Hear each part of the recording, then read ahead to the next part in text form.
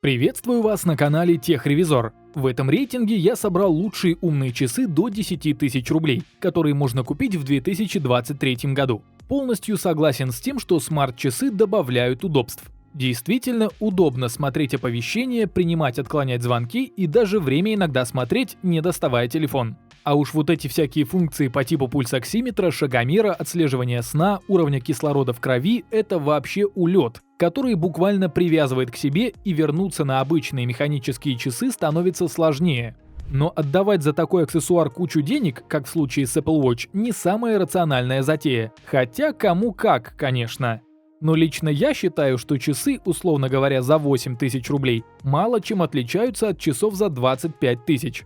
Само собой, можно притянуть за уши какой-то там супер-пупер экран, качество материалов и яблоко, но если говорить о прагматичности, то на часы явно не стоит тратить более 10 тысяч рублей, исключая случаи безудержного фанатизма от бренда.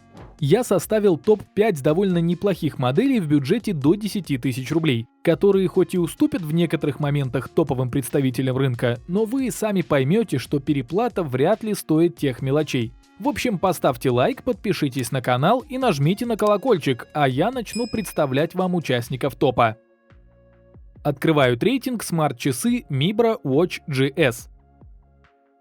Это круглые часы с грубоватым дизайном, который, как по мне, подойдет скорее мужскому полу. Не на каждой женской руке такая грубая форма будет смотреться аккуратно, но вкусовщину никто не отменял. Экран у них на 1,4 дюйма с AMOLED-овской матрицей, даже не IPS, что меня удивило. Поэтому все происходящее на дисплее видно вообще без проблем. Хотя в какой-нибудь очень солнечный день, возможно, придется прикрыть часы рукой, чтобы что-то увидеть. Но в остальных случаях все отлично читается. Также часы оснащены Always On Display, хотя это как посмотреть. Это не полноценный Always On, а лишь кастрированная версия, при которой время показывается столько минут, сколько вы выставили. Но не скажу, что есть какая-то сильная необходимость в этой функции. Mibra Watch довольно быстро срабатывает при поднятии руки, поэтому если вы захотите отказаться от Always On в пользу автономности, никаких страданий переживать не придется. Кстати, об автономности. В этих часах стоит реально хорошая батарейка на 460 мАч. Производитель заявляет, что это 24 дня работы без подзарядки, но по факту тут все индивидуально. В зависимости от того, какими функциями часов вы пользуетесь. Тот же Always On может процентов на 50 сократить срок работы. А там уже идет в ход и пульсоксиметр, и замер уровня кислорода в крови, и ваша активность. В общем, при большом количестве включенных функций и нескольких тренировках в неделю получится вытянуть около 3 недель, не заряжая часы. И это впечатляющий результат. Apple Watch вон нужно чуть ли не каждый день заряжать. Есть с чем сравнить.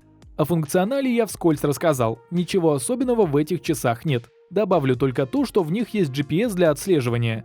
Ну и обычное приложение с самым базовым функционалом, где можно мониторить показатели, настраивать циферблаты и тому подобное. 4 место занимают High-Low Solar Plus.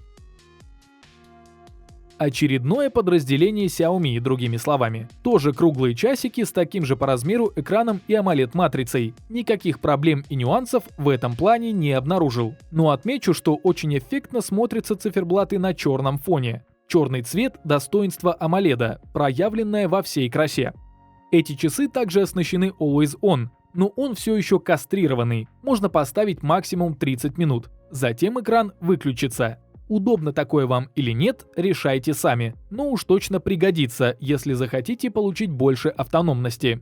Кстати, с автономностью в этих часах все не так сказочно, как в прошлых Mibra. Внутри стоит батарея на 220 мАч. При активном использовании со всем функционалом часы будут разряжаться примерно за неделю. А если немного подрезать функционал, отключить ненужные штучки, получится около 10-14 дней без подзарядки. И это тоже в принципе неплохо. Во всяком случае, за час эти часы полностью восстанавливают заряд, поэтому не проблема их подзарядить и пользоваться еще неделю. А вот за что они мне понравились больше прошлых Mibra, так это за функционал. И разница заключается не в том, что у них есть какой-нибудь барометр или датчик освещения. Весь стандартный набор контроля здоровья, сна и прочего в них имеется. Но что более примечательно, с этих часов можно разговаривать, не доставая телефон. И не только принимать входящие, но и самому набирать номера. Есть отверстия под динамик и микрофон. Их полностью хватает для разговора в помещении. Конечно, где-нибудь в метро или около дороги вас будет слышно не очень, но в более-менее тихой обстановке, пожалуйста, общайтесь. Кстати, эти отверстия никак не влияют на водонепроницаемость часов. То есть в них можно спокойно мыть посуду, принимать душ или купаться в бассейне. В общем, High-Low однозначно респект за такую возможность. Также у часов есть приложение, но про него нет смысла что-то рассказывать. Это самая стандартная прога, где настраиваются часы, выводятся показатели, устанавливаются какие-то циферблаты и так далее. В общем, ничего примечательного. Третья строчка рейтинга уже за более дорогими Amazfit GTS 4 Mini. И вот они, как по мне, отлично сядут на женскую руку. И на мужскую тоже, конечно. Но прошлые пару позиций, как по мне, были не самыми универсальными. Эти же котлы квадратной формы с аккуратным ремешком выглядят что надо. Да даже от Apple Watch не то чтобы легко отличимы. По экрану ничего нового, все тот же AMOLED, просто квадратной формы и диагональю 1,6 дюйма. Яркий и контрастный. Все уведомления отлично считываются, не нужно щуриться, чтобы разглядеть те 15 символов в одну строчку. Но больше всего мне понравился более разнообразный функционал. Здесь есть полноценный Always On дисплей, который работает на постоянке. Есть возможность скачать на часы дополнительные приложения. Есть даже датчик освещения. Не скажу, что он сильно нужен, но сам факт. Можно отслеживать время восхода и заката, прогноз приливов и даже пользоваться компасом. В общем, чего только нет. Ну и плюс весь стандартный набор опций для мониторинга здоровья. Здесь, кстати, стоит какой-то там усовершенствованный биотрекер, который, как нам обещают, суперточно замеряет уровень кислорода в крови, уровень стресса и пульс. Но я бы этому так сильно не верил. Достаточно вбить себе, что ни одни часы не покажут настолько точного результата, как медицинский прибор. В случае часов данные просто будут приближенными. Поэтому не ведитесь на всякие там датчики технологического прорыва. Ну и напоследок добавлю про автономность. У этих часов тоже не то чтобы какая-то супер большая батарея внутри. Обычный аккум на 270 мАч, которого хватит на неделю активного пользования и на 2 при отключении некоторых функций. Но если нужны самые долгоживучие часы для каких-нибудь командировок, активного отдыха, путешествий и прочего, то я отдельно подобрал вариант, и вот он сможет вам понравиться.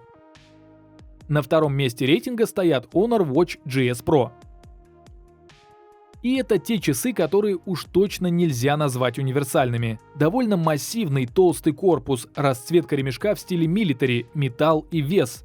Да что можно говорить, если защита этих часов соответствует военному стандарту, который требует устойчивости не только к каким-то брызгам воды, но и к высокой температуре, вибрации от стрельбы, падения с высоты и пиротехническому удару. В общем, это явно не городской вариант. Они скорее для людей, которые любят найти приключения на свою пятую точку. Защита у них что надо, но не менее важно в условиях похода и подобных активных путешествий – автономность. Конечно, без пауэрбанка в любом случае никуда, но в походе всегда найдется что подзарядить. И часы – вещь не самой первой необходимости, поэтому внутри стоит аккум на 790 мАч. И казалось бы, его должно хватать хотя бы месяца на полтора, но нет. Функционал у этих часов реально широкий, требующий энергии. Поэтому в лучшем случае стоит рассчитывать на 25 дней при не самом активном использовании. А там уже все зависит от работающих опций. Но также я удивился возможности общаться по этим часам. Вроде как часы должны быть максимально закрытыми, защищенными даже от песка, но каким-то образом производитель вместил сюда и микрофон, и динамик. Хотя микрофон, честно говоря, такой себе. Собеседник может жаловаться на прерывистый голос и искажение слов. Но поговорить все равно возможно. К динамику вопросов нет. Вы сможете четко слышать абонента на той стороне. В общем, если вы искали не какие-то городские часы-пуськи, на которые страшно дышать, а такие, чтобы и в грязь, и в вулкан, то можете рассмотреть эти Honor. Вполне достойные часы. Ну а первое место рейтинга я решил отдать часам, которые интересны большему количеству людей – Realme Watch 3 Pro. Все-таки более утонченный и простой дизайн в городской среде для ежедневной рутины подойдет лучше. Ну и плюс мне понравилось соотношение цена-качество-функционал. Это квадратные часы со схожим дизайном Amazfit GTS 4 Mini.